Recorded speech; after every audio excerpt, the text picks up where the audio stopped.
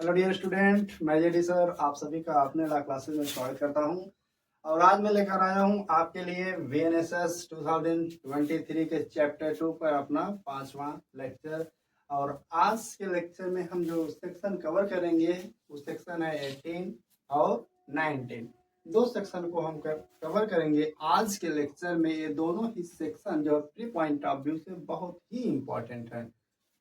ठीक है, यहाँ से जो है प्री में ही क्वेश्चन अराइज होते हैं, तो प्री पॉइंट ऑफ व्यू से हम दोनों सेक्शन को डील करेंगे। तो सबसे पहले जो हम सेक्शन आज देखेंगे वो सेक्शन है 18, जिसमें बात की गई है पब्लिक प्रोसिक्यूटर के बारे में, लोक अभियोजक के बारे में। और उसके बाद फिर हम देखेंगे सेक्शन 19, जिसमें असिस्टेंट पब्लिक प्रोसिक्यूटर के बारे में बात की गई है, सहायक लोक अभियोजक के बारे में बात की गई है। तो सबसे पहले हम सेक्शन 18 देखेंगे, जो बात करता है किसकी, पब्लिक प्रोसिक्यूटर की। सेक्शन 18 इसमें बात की गई है पब्लिक प्रोसिक्यूटर की, लोक अभियोजक। ठीक, तो यह जो है कई सब सेक्शन में डिवाइड है, तो ओनली वही सब सेक्शन हम देखेंगे जो प्री पॉइंट ऑफ व्यू से इम्पोर्टेंट है। यानी जितने भी सब सेक्शन दिए गए हैं सबको हम शॉर्ट वे में देखेंगे। हाँ, लेकिन आप जो भी क्वेश्चन अराइज होगा प्री में आप उसे इजीली कर पाएंगे। ठीक है, तो सबसे पहले हम सेक्शन 18 का सब सेक्शन 1 देखते हैं। इसका सब सेक्शन 1 बता रहा है कि हर हाई कोर्ट के लिए, हर एवरी हाई कोर्ट, जितने भी हाई कोर्ट हैं सभी हाई कोर्ट के लिए हमारी जो सेंट्रल गवर्नमेंट है, जो हमारी स्टेट गवर्नमेंट है, हमारी सेंट्रल या स्टेट गवर्नमेंट, शॉर्ट में गवर्नमेंट लिख दे रहे हैं, जो हमारी सेंट्रल गवर्नमेंट है या स्टेट गवर्नमेंट है, ये क्या करती हैं, अपॉइंट करती हैं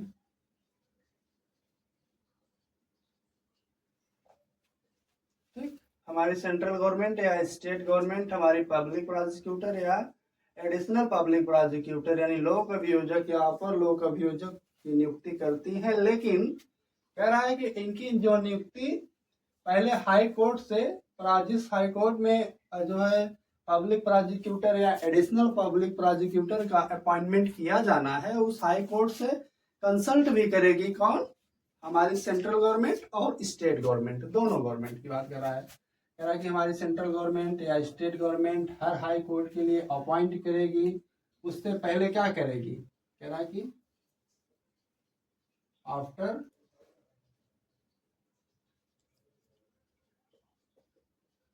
कंसल्टेशन विथ हाई कोर्ट, जो हाई कोर्ट होगी उससे परामर्श करने के बाद ही जो एडिशनल पब्लिक प्रोसिक्यूटर है या पब्लिक प्रोसिक्यूटर है उनका अपॉइंटमेंट करेगी, ठीक, हाई कोर्ट से। और जिसमें कह रहा है कि हमारे एक पब्लिक प्रोसिक्यूटर होंगे, एक पब्लिक प्रोसिक्यूटर या एक से अधिक एडिशनल पब्लिक प्रोसिक्यूटर और मोर देन वन, ठीक, एक या एक से अधिक कौन, अपर लोक अभियोजक, एडिशनल पब्लिक प्रोसिक्यूटर की नियुक्ति करेगी। ठीक, तो सब सेक्शन 1 में एक प्रोविजो भी दिया गया है, एक प्रवर्तक भी दिया गया है, प्रोवाइडेड या प्रोविजो दिया गया है। प्रोविजो पर आने से पहले मैं एक बार फिर सब सेक्शन 1 रिपीट कर दूं कि कह रहा है कि हर हाई कोर्ट के लिए हमारी सेंट्रल गवर्नमेंट या हमारी स्टेट गवर्नमेंट अपॉइंट करती है एक पब्लिक प्रोसिक्यूटर यानी लोक अभियोजक या मोर देन वन, एक से अधिक अपर लोक अभियोजक, उसे बोलते हैं एडिशनल पब्लिक प्रोसिक्यूटर, अपॉइंट करेगी। जिस हाई कोर्ट में पब्लिक प्रोसिक्यूटर या एडिशनल पब्लिक प्रोसिक्यूटर का अपॉइंटमेंट किया जाना है, उस हाई कोर्ट से हमारी सेंट्रल गवर्नमेंट या स्टेट गवर्नमेंट क्या करेगी, कंसल्ट करेगी, यानी परामर्श करने के बाद ही उनकी अपॉइंटमेंट किया जाएगा। ठीक है, और ये जो हमारे पब्लिक प्रोसिक्यूटर या एडिशनल पब्लिक प्रोसिक्यूटर हैं, ये क्या करेंगे, ठीक है, जो भी उसमें कार्रवाई होगी उसको कंडक्ट करेंगे। जैसे कोई प्रोसिक्यूशन है या कोई अपील है या कोई अदर प्रोसीडिंग है, उनका जो है कंडक्ट करने के लिए, उनका जो संचालन करने के लिए इनका अपॉइंटमेंट किया जाता है। अब इसमें जो परंतु दिया गया है उसमें कह रहा है कि जो हमारे नेशनल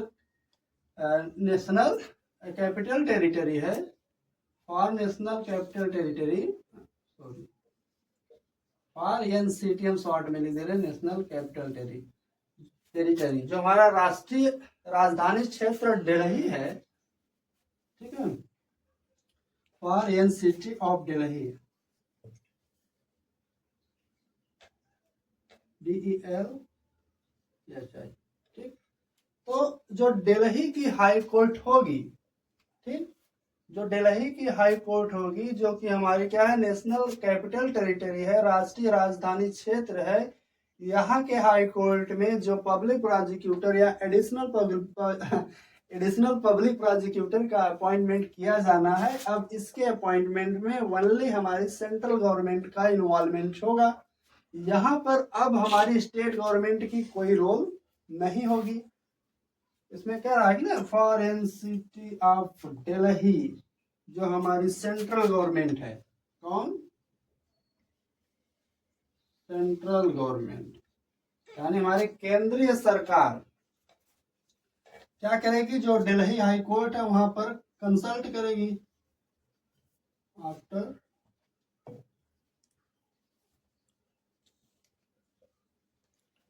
कंसल्टेशन विथ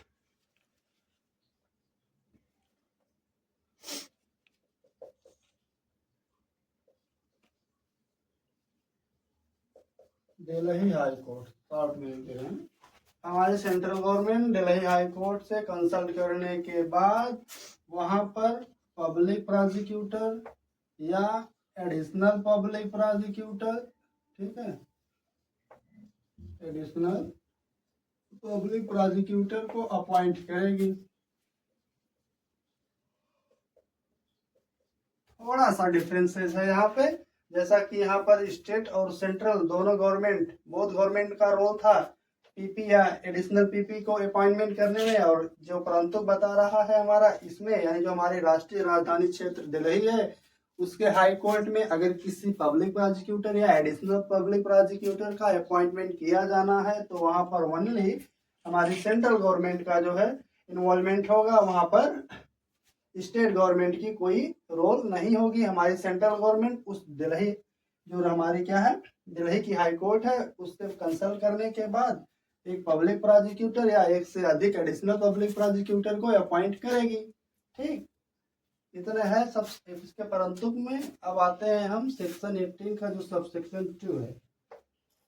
सबसेक्शन 2 हमारा क्या बात कर रहा है, सबसेक्शन 2 हमारा बात कर रहा है कि हमारी सेंट्रल गवर्नमेंट है, हमारी केंद्रीय सरकार क्या कर सकती है, अपॉइंट करेगी एक या एक से अधिक, वन और मोर देन वन पीपी यानी पब्लिक प्रोसिक्यूटर, किस लिए, फॉर कंडक्टिंग, कोई केस है उसका जो है कंडक्ट करने के लिए इन डिस्ट्रिक्ट में या कोई लोकल एरिया है वहां पर। ठीक है, लिख दे रहा है, हमारी सेंट्रल गवर्नमेंट, ठीक, हमारी सेंट्रल गवर्नमेंट कह रहा है कि देखिए यहाँ पर मे वर्ड यूज हुआ है, हमारी सेंट्रल गवर्नमेंट के लिए मैंडेटरी नहीं है, या उसकी विवेकी डिस्क्रिशनरी टाइप का पावर है, वो चाहे अपॉइंट करे या ना करे, या उसकी क्षमता शो कर रहा है, यानी उसके पास कैपेसिटी है कि वो अपॉइंट कर सकती है। ठीक है, सेंट्रल गवर्नमेंट में अपॉइंट, सेंट्रल गवर्नमेंट में अपॉइंट वन और मोर देन वन, ठीक है, एक या एक से अधिक पब्लिक प्रोसिक्यूटर, क्यों कह रहा है कि फॉर कंडक्टिंग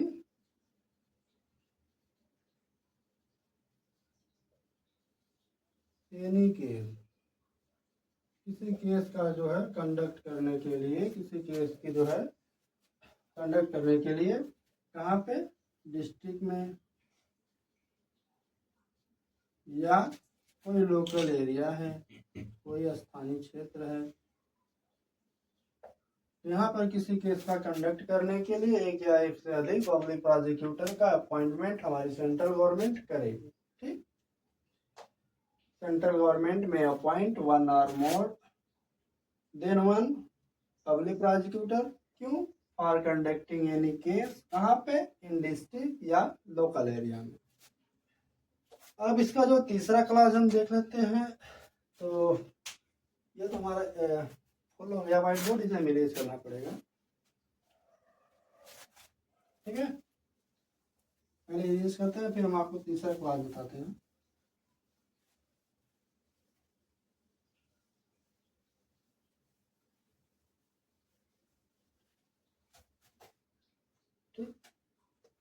सेक्शन 18 का सब सेक्शन 3 बता रहा है कि जो हमारी स्टेट गवर्नमेंट है, जो हमारी राज्य सरकार है, ये क्या कर सकती है? हमारी राज्य सरकार प्रत्येक जिले के लिए for every district,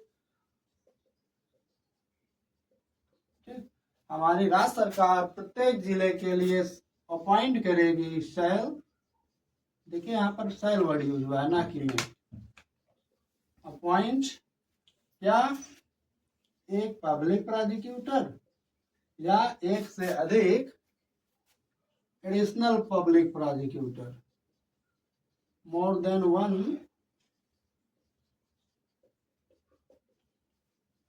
additional public prosecutor का अपॉइंटमेंट करेगी।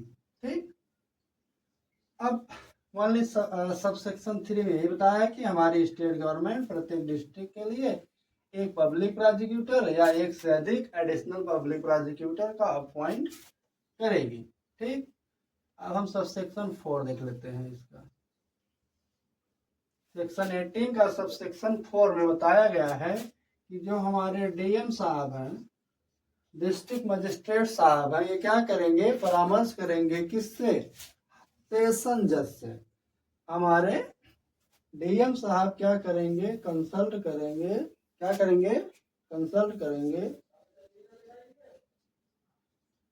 कंसल्टेशन किससे करेंगे? सेशन जज से।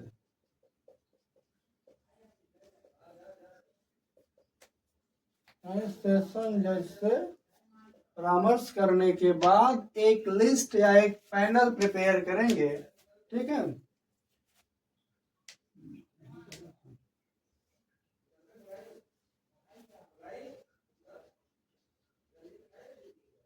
प्रिपेयर अ पैनल, पैनल कह लीजिए या लिस्ट कह लीजिए। डीएम साहब सेशन जज से परामर्श करके तैयार करेंगे, एक लिस्ट तैयार करेंगे या एक पैनल तैयार करेंगे। उस पैनल में क्या होगा? नाम होगा, नेम ऑफ पर्सन, यानी कुछ व्यक्तियों का नाम होगा। उसी नाम में से ही जितने भी हमारे जो पीपी होंगे यानी पब्लिक प्रोसिक्यूटर या एडिशनल पब्लिक प्रोसिक्यूटर, उनका अपॉइंटमेंट किया जाएगा। ठीक है, एडिशनल पीपी समझ लीजिए, अपर लोक अभियोजक, लोक अभियोजक या अपर लोक अभियोजक। कहाँ पे? एट डिस्ट्रिक्ट, जिले में। ठीक है, जिले में हमारे डीएम साहब क्या करते हैं? परामर्श करते हैं किससे? हाई सेशन जज से। सेशन जज से परामर्श करने के बाद एक पैनल या एक लिस्ट प्रिपेयर करते हैं, उसमें कुछ व्यक्तियों का नाम होता है। ठीक है, इन्हीं नामों में से ही जो पब्लिक प्रोसिक्यूटर या एडिशनल पब्लिक प्रोसिक्यूटर को डिस्ट्रिक्ट में क्या किया जाएगा? अपॉइंट किया जाएगा। ठीक है, इतना है। अब सबसेक्शन हम 5 देख लेते हैं।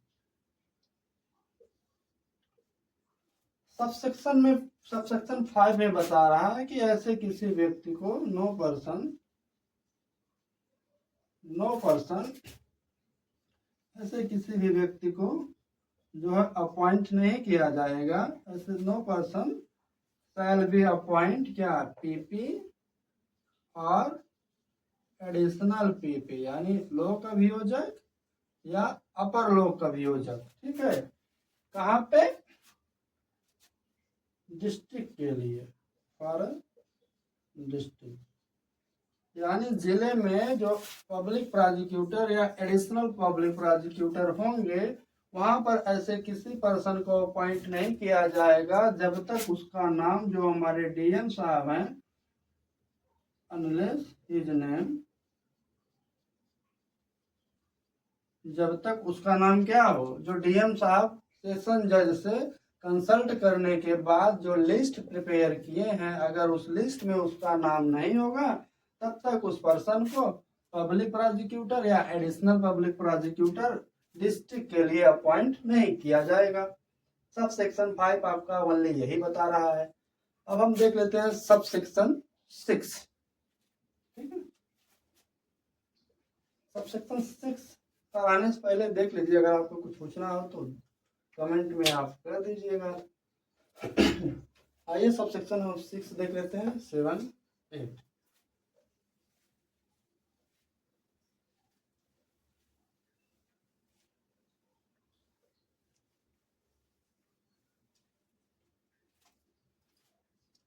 सेक्शन 18 का सब सेक्शन 6 क्या बता रहा है? सेक्शन 18 का सब सेक्शन 6 क्या बता रहा है?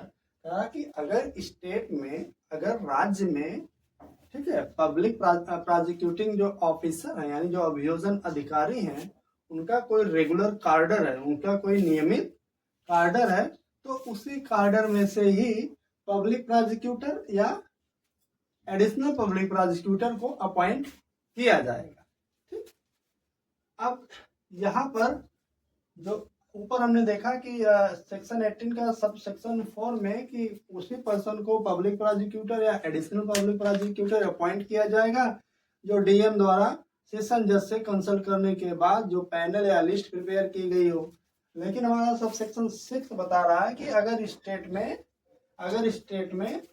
प्रोसिक्यूटिंग ऑफिसर का क्या रेगुलर कार्डर है, कह रहा कि स्टेट में अगर राज्य में रेगुलर, ठीक है, रेगुलर कार्डर है किसका, जो प्रोसिक्यूटिंग ऑफिसर है, ठीक है,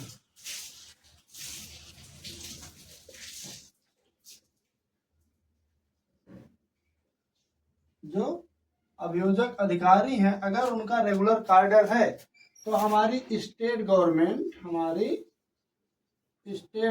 इन शॉर्ट लिख दे रहे हैं गवर्नमेंट, हमारी स्टेट गवर्नमेंट अब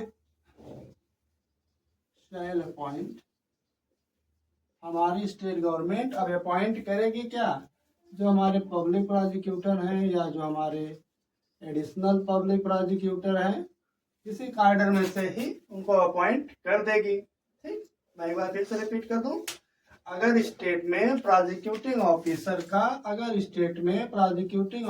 का रेगुलर कार्डर है तो हमारी स्टेट गवर्नमेंट इसी कार्डर में से ही पब्लिक प्रोसिक्यूटर या एडिशनल पब्लिक प्रोसिक्यूटर को अपॉइंट करेगी। तो सब सेक्शन 6 में भी एक प्रोविजन दिया गया है, एक परंतु दिया गया है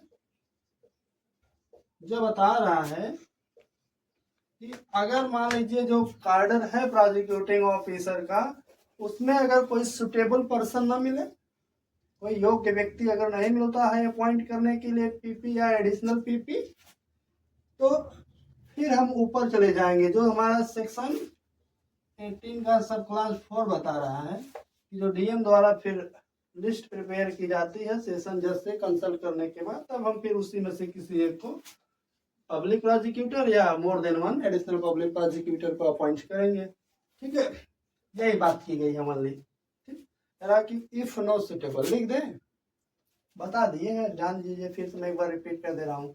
इसके परंतु में वल्ली यही बताया कि अगर जो प्रोसिक्यूटिंग ऑफिसर का रेगुलर कार्डर है, उस कार्डर में कोई सुटेबल पर्सन नहीं मिलता है पीपी अपॉइंट करने के लिए या एडिशनल पीपी अपॉइंट करने के लिए, तो फिर हमारे चले जाएंगे हम ऊपर जो सब क्लास 4 में बताया है। 18 सेक्शन 18 का सब क्लास 4 में बताया गया है कि जब डीएम साहब हमारे सेशन जज से कंसल्ट करने के बाद जो लिस्ट प्रिपेयर करते हैं, फिर उसी में से किसी एक को पब्लिक प्रोसिक्यूटर या मोर देन वन को एडिशनल पब्लिक प्रोसिक्यूटर अपॉइंट किया जाएगा। ठीक है, उतने देखना है। अब हम आ जाते हैं सब सेक्शन 7 में। इसका सबसेक्शन 7 क्या बता रहा है? कह रहा है कि जो पर्सन है shall be appoint, person shall be eligible appointed PP. ठीक, वही व्यक्ति जो है पब्लिक प्रोसिक्यूटर या एडिशनल पब्लिक प्रोसिक्यूटर अपॉइंट होने के लिए एलिजिबल हो गया, यानी उनकी एलिजिबिलिटी अब योग्यता बता रहा है। सेक्शन 18 का सब सेक्शन 7 और 8 एलिजिबिलिटी के बारे में प्रावधान किया गया है। एलिजिबिलिटी यानी योग्यता के बारे में प्रोविजन दिया गया है। सेक्शन 14 में यही बता रहा है कि जो पर्सन है, person shall be eligible, person क्या होगा, योग्य होगा किस लिए, अपॉइंट होने के लिए, अपॉइंटेड, क्या अपॉइंट करने के लिए, as a PP public prosecutor या एडिशनल पब्लिक प्रोसिक्यूटर, लोक अभियोजक या अपर लोक अभियोजक अपॉइंट होने के लिए वही पर्सन एलिजिबल होगा जो प्रैक्टिस किया हो एक अधिवक्ता के रूप में, जिसने क्या की हो, प्रैक्टिस की हो एज एन एडवोकेट। कितने year, not less than 7 year, कम से कम वो 7 वर्ष तक अधिवक्ता के रूप में प्रैक्टिस किया हो, उसी पर्सन को ही अपॉइंट किया जाएगा पब्लिक प्रोसिक्यूटर या additional public prosecutor. Only subsection 7 में यह डील किया गया है कि वही पर्सन एलिजिबल होगा अपॉइंट होने के लिए पब्लिक प्रोसिक्यूटर या एडिशनल पब्लिक प्रोसिक्यूटर जो अधिवक्ता के रूप में 7 ईयर प्रैक्टिस किया हो। ठीक है, बार बार रिपीट नहीं करेंगे। अब हम आते हैं सबसेक्शन 8 में। सबसेक्शन 8 बताता है हमारा जो स्पेशल पब्लिक प्रोसिक्यूटर होगा वो कौन सा पर्सन होगा, वो कितने ईयर्स तक एडवोकेट के रूप में प्रैक्टिस किया होगा। तो बता रहा है सबसेक्शन हमारा 8 स्पेशल पब्लिक प्रोसिक्यूटर। तो जो स्पेशल पब्लिक प्रोसिक्यूटर जिस पर्सन को अपॉइंट किया जाएगा, जिस पर्सन को स्पेशल पब्लिक प्रोसिक्यूटर अपॉइंट किया जाएगा तो किसके द्वारा करेंगे, बाय सेंट्रल गवर्नमेंट के द्वारा इनका अपॉइंटमेंट किया जाएगा। ठीक है, लेकिन इनकी एलिजिबिलिटी क्या होगी, इनकी एलिजिबिलिटी क्या होगी,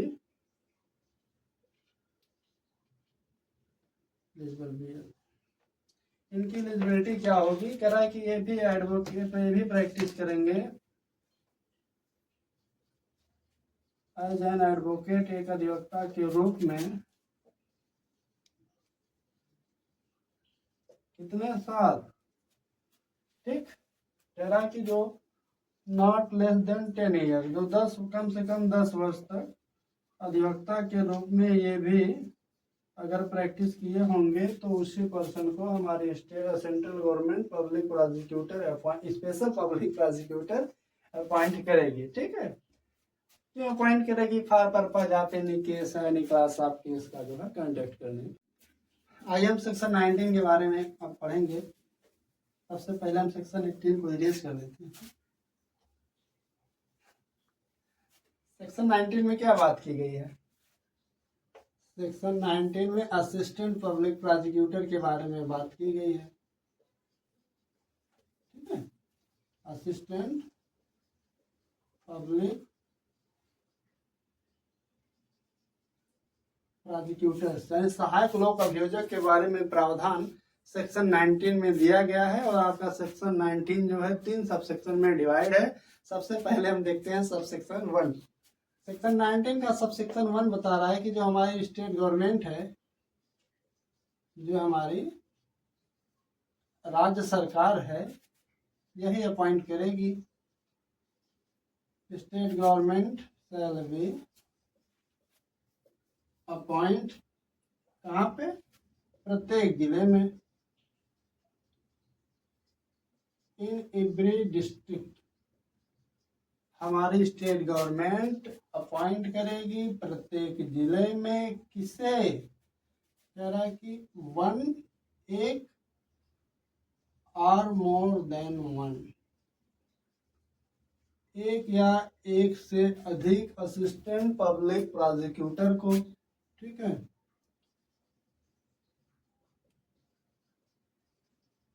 असिस्टेंट पब्लिक प्रोसिक्यूटर को। क्यों, फिर से एक बार मैं रिपीट करता हूं, हमारी स्टेट गवर्नमेंट अपॉइंट करती है प्रत्येक जिले में एक या एक से अधिक असिस्टेंट पब्लिक प्रोसिक्यूटर को। क्यों, क्या कि फॉर जो हमारे मजिस्ट्रेट साहब होते हैं इनके कोर्ट के लिए, फॉर मजिस्ट्रेट्स कोर्ट। ठीक, मजिस्ट्रेट के कोर्ट के लिए हमारी स्टेट गवर्नमेंट एक या एक से अधिक असिस्टेंट पब्लिक प्रोसिक्यूटर यानी सहायक लोक अभियोजक की नियुक्ति प्रत्येक जिले में करती है। ठीक, अब हम आ जाते हैं इसके सबसेक्शन 2 पर। इसका सबसेक्शन 2 बता रहा है कि जो हमारी सेंट्रल गवर्नमेंट है, जो हमारी केंद्रीय सरकार है, ये भी अपॉइंट कर सकती है। हमारी सेंट्रल गवर्नमेंट में आल्सो अपॉइंट क्या, वन और more than one assistant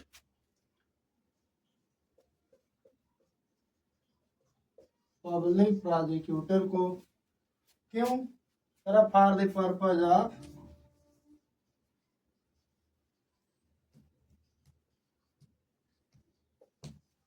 the purpose of conducting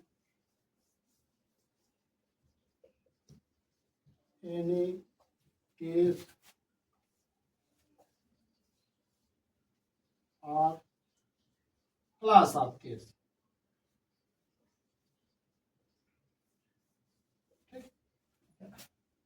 कह रहा है कि हमारी सेंट्रल गवर्नमेंट भी अपॉइंट कर सकती है एक या एक से अधिक असिस्टेंट पब्लिक प्रोसिक्यूटर को। ठीक है, क्यों, for the purpose of conducting any case, किसी केस को जो है कंडक्ट करने के लिए, या जो है मोर देन वन केस होगी उसको जो है कंडक्ट करने के लिए हमारी सेंट्रल गवर्नमेंट एक या एक से अधिक असिस्टेंट पब्लिक प्रोसिक्यूटर को अपॉइंट करती है। अब इसका सबसेक्शन हम 3 देख लेते हैं। सबसेक्शन 3 में बताया है कि अगर कोई असिस्टेंट पब्लिक प्रोसिक्यूटर अवेलेबल नहीं है, ठीक है, यदि no APP assistant public prosecutor is available, तो क्या होगा अगर कोई असिस्टेंट पब्लिक प्रोसिक्यूटर ही उपलब्ध ना हो, तो कह रहा है कि उस कंडीशन में, उस सरकमस्टांसेस में हमारे डीएम साहब के पास पावर होती है कि यह किसी अदर पर्सन को एडिशनल पब्लिक प्रोसिक्यूटर अपॉइंट करेंगे। लेकिन इसमें एक कंडीशन है कि हमारे डीएम साहब जो अदर पर्सन को असिस्टेंट पब्लिक प्रोसिक्यूटर अपॉइंट करेंगे, उन्हें क्या करेगा क्या करना पड़ेगा, यार पहले स्टेट गवर्नमेंट को 14 डेज यानी 14 दिन की नोटिस देने के बाद ही हमारी स्टेट गवर्नमेंट किसी अदर पर्सन को असिस्टेंट पब्लिक प्रोसिक्यूटर अपॉइंट करेंगे। ठीक है, तो डीएम साहब के पास पावर होता है टू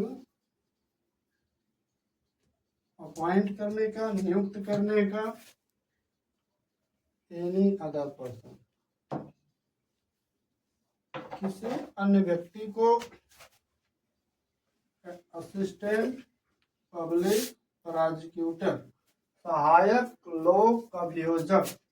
लेकिन हमने ऑलरेडी बताया कि ऐसा करने से पहले जो हमारी स्टेट गवर्नमेंट होगी, जो हमारी राज्य सरकार होगी, इससे हमारे डीएम साहब 14 डेज की क्या करेंगे, नोटिस देंगे। उसके बाद ही किसी अदर पर्सन को असिस्टेंट पब्लिक प्रोसिक्यूटर अपॉइंट करेंगे। अब सबसेक्शन 3 में एक प्रोविजो भी दिया गया है, एक परंतु भी दिया गया है, जिसमें बताया गया है कि कोई पुलिस ऑफिसर, हम इसको ऐसे बोल दे रहे हैं ओरली, कोई पुलिस ऑफिसर एलिजिबल नहीं होगा अपॉइंट होने के लिए, क्या? Assistant public prosecutor.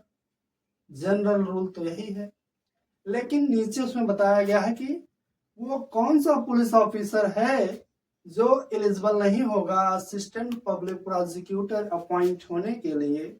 कहा है कि यदि वह इस जो पुलिस ऑफिसर है जो ऑफेंस कमिट हुआ है, ठीक है, उस ऑफेंस में क्या किया है, उस ऑफेंस के इन्वेस्टिगेशन में पार्टिसिपेट अगर किया है, यानी अन्वेषण में अगर भाग लिया है, तो उसे असिस्टेंट पब्लिक प्रोसिक्यूटर अपॉइंट नहीं किया जाएगा। फिर कह रहा है कि अगर वह पुलिस ऑफिसर इंस्पेक्टर की रैंक से बिलो हो, इंस्पेक्टर की रैंक से नीचे हो, तो वैसे पुलिस ऑफिसर को भी असिस्टेंट पब्लिक प्रोसिक्यूटर अपॉइंट नहीं किया जाएगा। ठीक है, ओनली परंतु में यही बताया गया है कि ऐसा कोई police officer assistant public prosecutor appoint होने के लिए एलिजिबल नहीं होगा यदि वह जो ऑफेंस कमिट हुआ हो उसके इन्वेस्टिगेशन में पार्टिसिपेट किया हो या वह इंस्पेक्टर की रैंक से बिलो का हो। ओनली 2 कंडीशन बताई गई है। यदि यह 2 कंडीशन है तो किसी पुलिस ऑफिसर को असिस्टेंट पब्लिक प्रोसिक्यूटर अपॉइंट नहीं किया जाएगा। ठीक है, तो सब सेक्शन 19 यही था। अब हम आपको मिलेंगे अपने अगले लेक्चर में नए सेक्शन को लेकर। तब तक के लिए बाय बाय।